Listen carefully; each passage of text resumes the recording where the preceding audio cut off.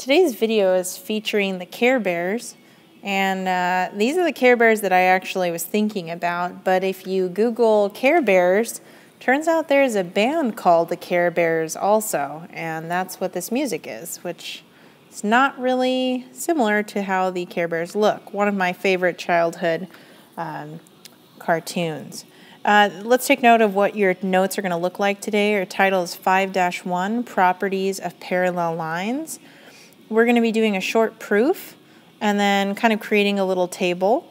And then there's a glue-in that goes in here. So if you haven't gotten it already, there's a practice section that you need to do. And just as a reminder, you must complete all of the practice to get full credit for these notes.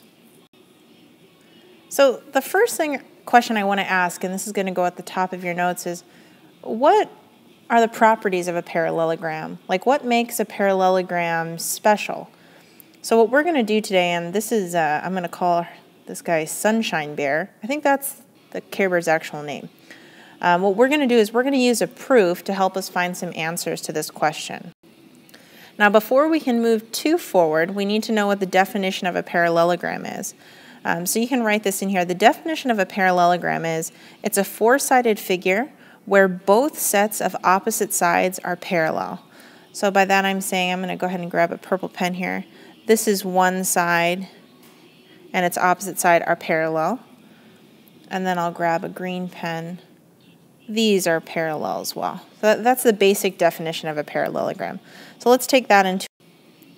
So the first thing I hope you notice is we have a diagram. So if you haven't copied it already, please copy this diagram. This is a part of our given information. And the given information that, it's already labeled here, but we're going to specifically write it, is that segment AB is parallel to segment CD, and segment AD is parallel to segment BC. Now this is a new thing we're going to add in here.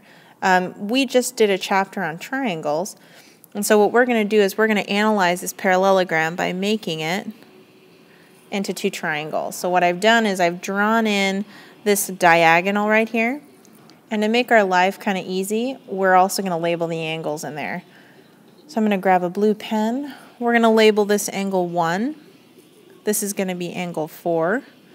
This will be angle 2. And this will be angle 3.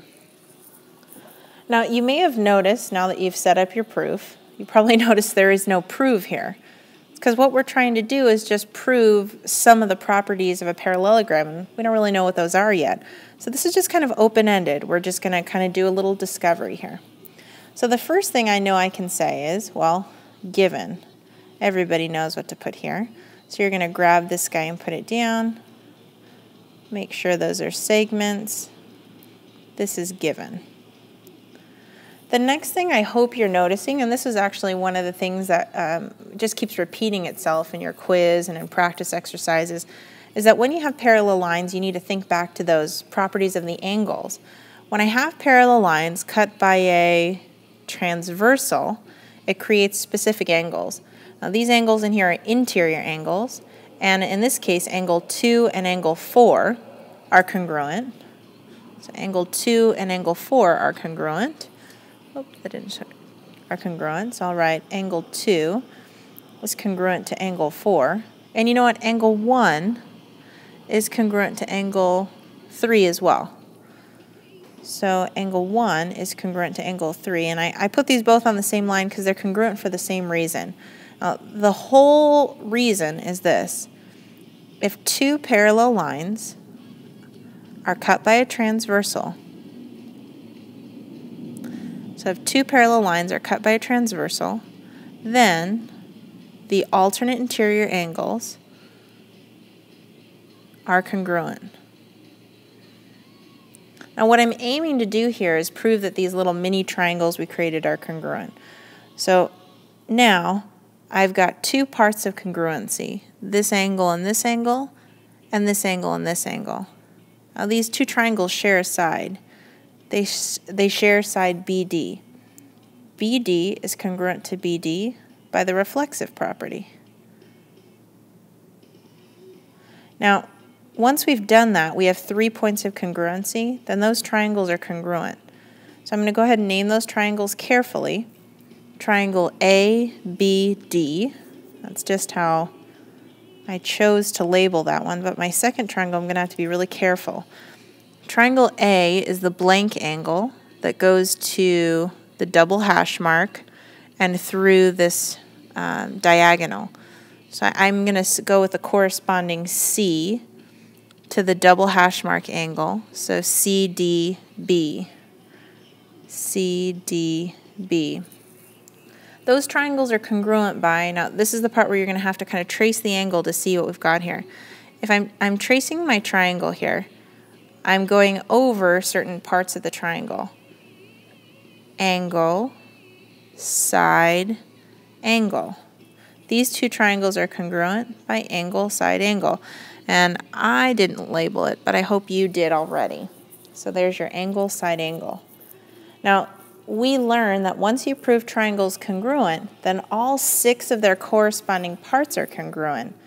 And you know what? Some of those parts, those angles and those sides, are actually parts of my original parallelogram. So for my step 5, I can really say a lot of stuff. We're going to actually summarize those on our next slide. So what can we prove? Well, I'll give you a hint here. It has something to do with your favorite letters, C, P, C, T, C. In these triangles, ABD, and CDB, those two triangles have a lot of corresponding parts of congruent triangles that are congruent. So let's list all of them. Yep, all of them. Okay, there's 6 of them, so here we go. Let's go with the sides first. AB is congruent to DC. How about AD is congruent to BC? Yep. Oh my goodness. How about those angles? I could also say that angle A is congruent to angle C. Well, there's a lot more parts. There's 6 parts for every triangle. But what I want to show you is that by using this proof and showing that the 2 triangles within the parallelogram are congruent, we can show some real properties of a parallelogram. Like the opposite sides, they're congruent. How about the angles? Here's angle A, and I know this diagram's getting a little full here, but here's angle A and angle C. Those opposite angles are congruent also. What we're going to do right now is summarize all those properties in one place. So here's what I'd like you to do. I'd like you to create a kind of ID card below our proof. And we're going to write a summary of all the things that are true in a parallelogram. Now, the first thing we'll need to do is have our picture of what a parallelogram looks like. I'll need to rotate that a little to get it in. There we go. And of course, the parallelogram's name is parallelogram. Parallelogram. Did I spell that right? I hope so. Oh, no, I didn't. Parallelogram. Parallelogram. There we go. Okay. So here's our parallelogram and its picture. Let's summarize some of the things we noticed. We were able to say that the opposite sides were congruent. So AB was congruent to CD, and AD was congruent to BC. So one of the first characteristics is that opposite sides are congruent. Opposite sides are congruent. Another thing we noted, and I'm kind of changing colors here for emphasis, we showed that angle A was congruent to angle C. We define those as opposite angles, and those are congruent as well. And if we had drawn our diagonal not from BD, but from AC, we would have been able to show those triangles congruent and then say that angle B was congruent to angle D. So opposite angles are congruent as well. So that would be our second characteristic. Opposite angles are congruent. Now, some of the things that we didn't quite show, but things that we can deduce, one of them has to do with these angles right here. Angles C and D, C and B, B and A and D are all on the same side and are interior. Those same side interior angles are supplementary. So the way that they word it is something like this. They say same side angles are supplementary. And that's all the way around because it's got two pairs of parallel lines. Another property that's in there is that the diagonals bisect each other. The diagonals bisect each other. And this is a proof that is a pretty important one. I will probably demonstrate that one in class, but it looks something like this. If you have a parallelogram, then that means that the lines in there cut each other each in half. So these are some of the characteristics that I hope you remember, and they will help you in the practice that you need to do below this sheet. Good luck.